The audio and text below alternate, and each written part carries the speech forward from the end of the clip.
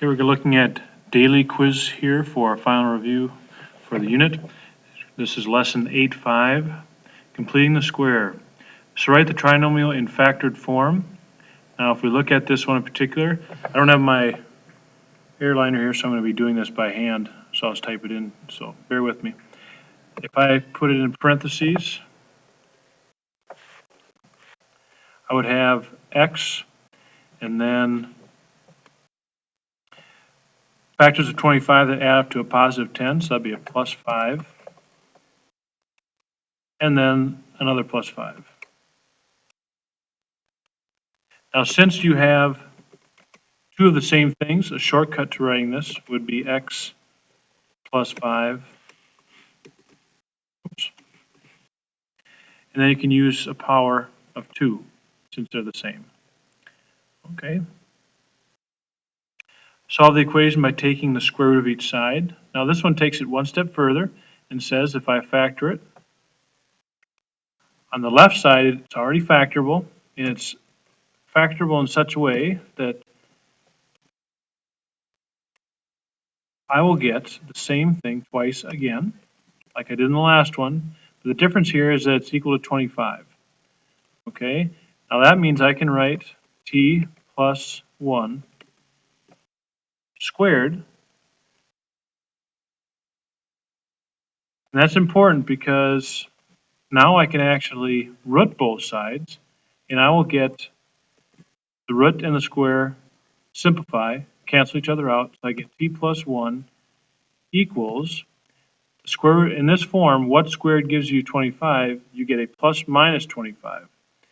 All right, so I'm going to go 25 here. I'm going to write plus minus. Okay, so now I would subtract 1 from both sides. So our answer will be t equals, I usually write it this way, a negative 1 plus or minus. Oops, I forgot that part. It should be a 5. I said it, but I didn't do it. A plus minus 5. So now you can leave it like this. I would take it, or else you can go ahead and finish it and say that t is equal to a negative 1 plus 5, which is 4. I'm writing with my mouse here, so bear with me. And negative 1 minus 5, which is a negative 6. Okay, I'll take both of those. So our next question here is, what would C need to be for us to have a perfect square? Again, perfect square meaning it looks like this when you factor it, or this. Well, C can be found by taking half of the B value and then squaring it. So this is a 22, half of that is 11. So 11 squared is 121. That would make that a perfect square trinomial. Solve by completing the square. All right, so I'm going to type this out. So hang again, bear with me. Now the 7 doesn't work, so I'm going to write d squared minus 8d plus whatever makes that a perfect square. Well, half of 8 is 4. 4 squared is 16, so that makes it a perfect square. On the other side, I have 0, or excuse me, on the other side, I'm going to move the 7 over. So it's negative 7 on the right side, because the 7, when I had 7 in there, it would not work, okay, like the other ones did. It was not a perfect trinomial or perfect square. So I move the 7 to the right side, which makes it negative. I add the 16 on the left side, so now I have to add the 16 on the right side, otherwise it doesn't work. Now, what I've created is a perfect square, which means factors of 16 that add up to a negative 8. So a negative 4, and I'm going to jump a step and make it this form right away. Because d minus 4 and d minus 4 is the factored version of that. And that equals, looks like a 9. If I root both sides, I get d minus 4 equals a plus minus 3. Okay, so we have two things to do. Now I left a space here so I could write it in, but I'm going to have d equals, I have to add 4 to the other side, so I get 4 plus or minus 3. And I'll stop there and go back to my pencil. So again, we have a plus minus. I would take this answer right here, but actually we can go further. So 4 plus 3 is 7. 4 minus 3 is 1. Number 5, same scenario, but I cannot complete the square when we have a number in front of k squared that is not a 1. So I have to, first of all, divide everything by 2. If I divide everything by 2, we get k squared plus 16, pardon me, we divide it by 2, 8k plus 11 equals negative 1, because I divided everything by 2. I want to complete the square, so k squared, first thing is to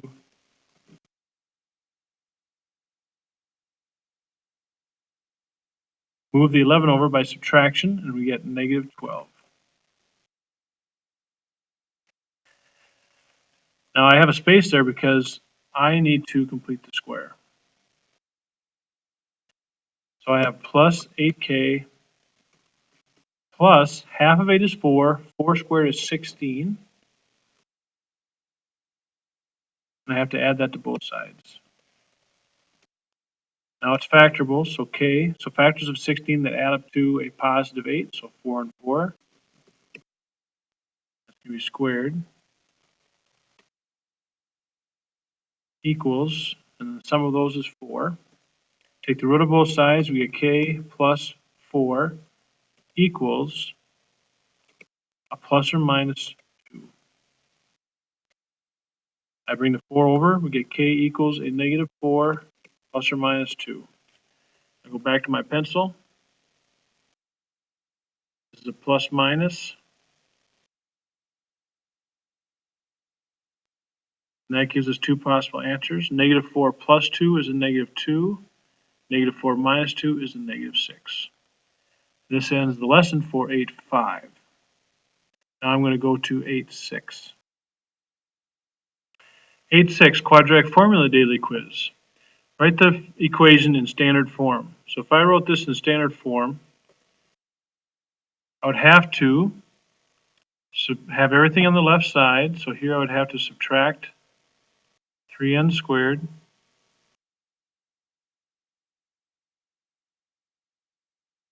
Okay, so that would give me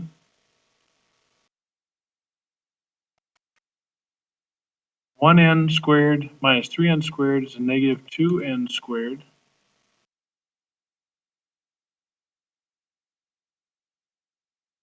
Negative 2n squared minus 4n minus 12 equals 0. Puts that in standard form. When it's in standard form, what is A? A is a negative 2. So A equals negative 2.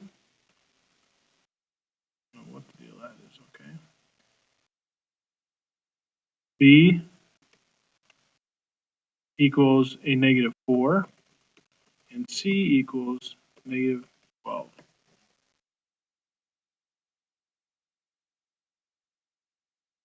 All right. Solve using the quadratic formula. So the first thing we would do is say,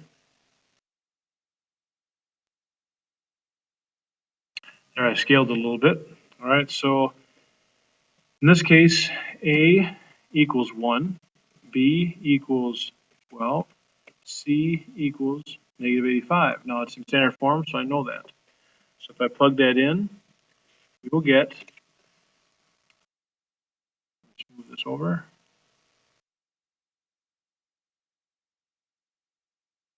If I plug that in, we will get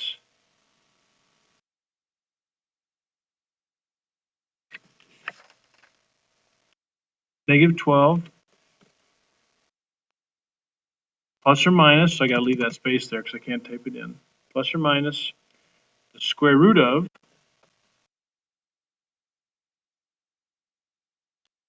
all right, there you go, square root of 12 squared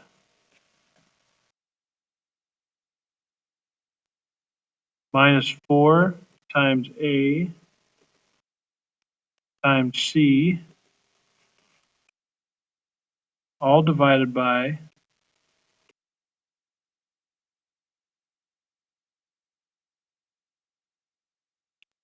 all divided by 2A, which is just 2.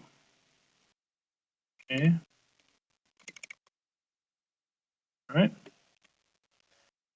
Now, I'm going to do a couple things here. I'll go plus minus, and this is all inside the root. Okay. Now, this equals negative 12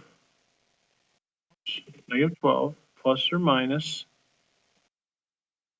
square root of 484. And the square root of 484 is 22. All over. So again, this is a plus minus. I will take that as an answer, or you can actually go ahead and calculate that. Negative 12 plus 22 divided by 2 is 5. Negative 12 minus 22 over 2 is negative 17. Negative 17. This ends the review for daily quiz for 8.6. And now I'll start 8.7. All right, 8.7, daily quiz, the discriminant of complex numbers. So 1 through 3, we're going to use this equation here. Okay, write the discriminant to the equation. Now the discriminant is b squared minus 4ac. So looking at that question, we know this. A is equal to negative 2, B is equal to 1, and C is equal to a negative 3. So what's that make the discriminant? Well, b squared minus 4 times A times C. So that gives us 1 minus 24, which is negative 23. That's the discriminant. So from that, take the number of solutions the equation has. Well, if the discriminant is negative, you have 2 solutions. What kind of solution? Well, if it's negative, it's imaginary. Number 4, use the graph to state whether the discriminant is positive, negative, or 0. Well, since it opens upward, then your discriminant must have been positive. It opens, oh, excuse me, I take that back. Since it opens upward, that says the A must have been positive, but seeing that there are 2 intersection points right here and right here, then we know that the discriminant must have been positive, because positive discriminant means 2 real solutions. All right, and the last part, the square root of 100 is 10.